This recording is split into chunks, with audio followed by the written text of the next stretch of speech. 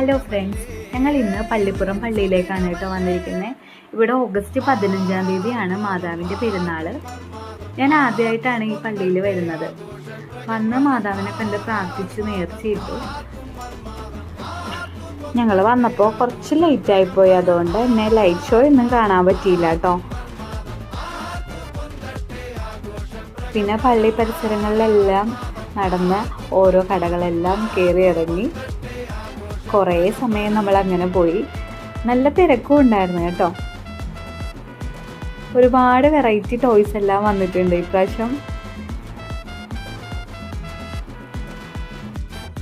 ഞങ്ങൾ പിന്നെ ഒരുപാട് ടോയ്സ് ഒന്നും വാങ്ങിക്കാൻ നിന്നില്ല കേട്ടോ. കാരണം ഇനിയിപ്പോൾ പള്ളിപ്പെരുന്നാളിൻ്റെയൊക്കെ സീസൺ ആണല്ലോ, എല്ലായിടത്തുനിന്നും വാങ്ങിക്കാമല്ലോ എന്ന് വിചാരിച്ചേ.